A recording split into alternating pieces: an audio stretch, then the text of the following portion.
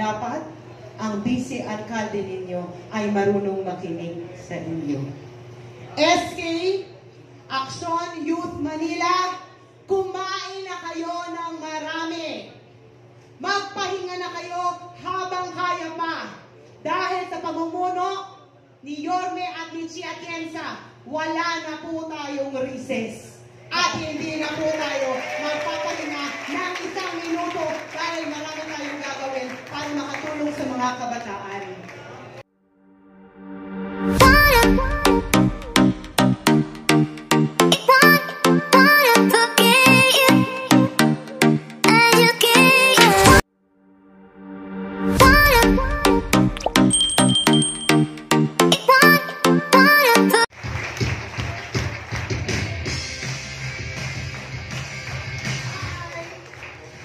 Hello!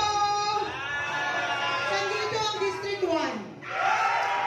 District 2. District 3. Gutom na kayo?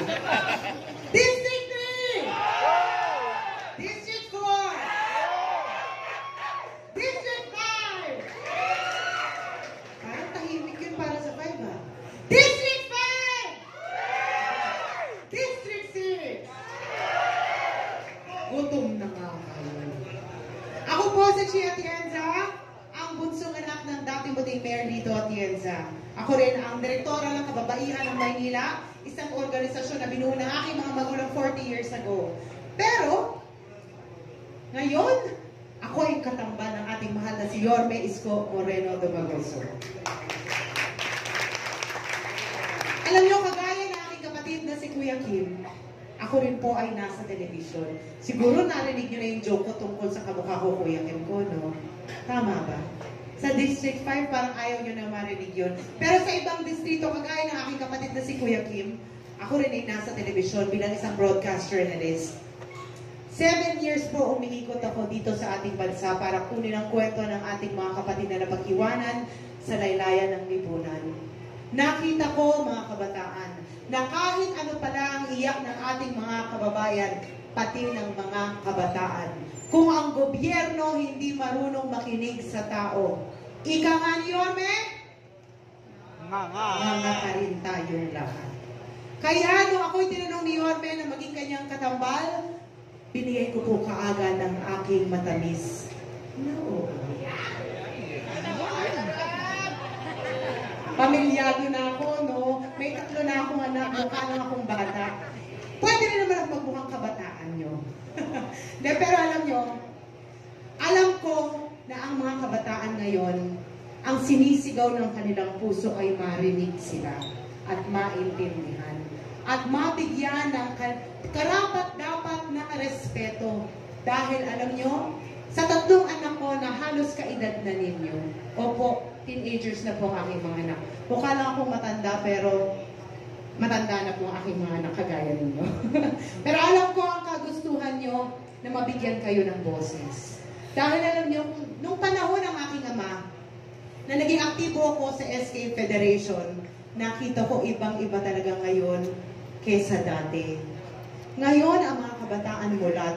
Ngayon, ang mga kabataan meron ng perspektibo na minsan dapat nating pinakikinggan. At dapat yan sinusuportahan kayo, minamahal kayo, at inaalagaan kayo. I love you. Alam nyo, ang ina-applyan kong trabaho ay maging vice alkalde ni Yorme. Hindi po ako bago sa mundo ng politika. Bagamat ngayon lang ako tumakbo, pero simula nung bata pa po ako, kasing aktibo nyo na po ako dahil yung tatay ko, Vice Mayor ng Maynila, ako po ang dakila niyang buntot na tinuruan niya kung paano gumawa ng batas. Ang trabaho ng Vice Mayor ay maging presiding officer, makinig sa konseho, maging mulat sa mga bagong batas na isusulong para makatulong sa inyo. Alam ko, sa pamumuno ng inyong SK Federation President, konsehala yan, kayo po ay nasa mabuting kamay. Kaya palakpakan natin si Konsehala yan dahil sa pinakita niya at pinamalas niya na kagalingan ng mga kabataan. Alam ko, si Konsehala yan ay isang simbolo. Simbolo ng bawat SK na nandito ngayon sa kwartong ito. Alam ko lahat kayo, meron kayong hinaing na gusto nyong marinig. At dapat, ang vice alkalde ninyo ay marunong makinig sa inyo. SK, Aksyon Youth Manila, kumain na kayo ng marami. Magpahinga na kayo habang kaya pa. Dahil sa pamumuno ni Yorme at ni Chia Atienza, wala na po tayong recess. At hindi na po tayo magpapahinga ng 1 minuto dahil marami tayong gagawin para makatulong sa mga kabataan. Alam nyo, papakapiyong ko lang dahil ayoko sana maging masyadong seryoso ngayong hapon.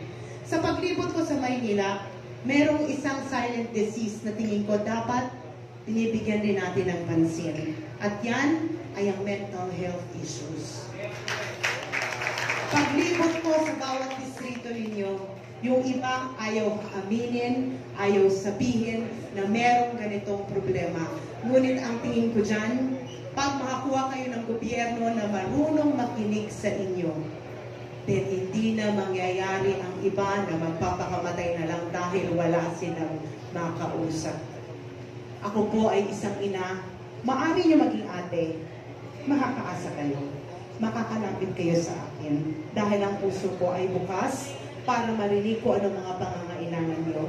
At ako'y nandito para gumawa ng solusyon kasama ninyo. Kaya gusto ko alam nyo, Aksyon Youth Manila, balang araw, makakalabas-pasok po kayo sa aking opisina dahil gusto kong marinig ang mga hinaing ng bawat distrito, bawat kabataan ko at kung paano namin kayo maaaring matulungan. Dahil yan po ang rason kung bakit ako pumayag na maging katambal ng ating mahal na si Yorme Isko Moreno Dumagoso. May puso ka na, may kamay ka pa, mabilis kikilos. Saan ka ba? Alam ko na nagugutom na kayo. Pero, gusto ko kasi, bago tayo maghiwa-hiwalay, hindi lang ang mukha ko ang maaalala nyo. Alam nyo bakit? Dahil ang mukha, nakakalimutan.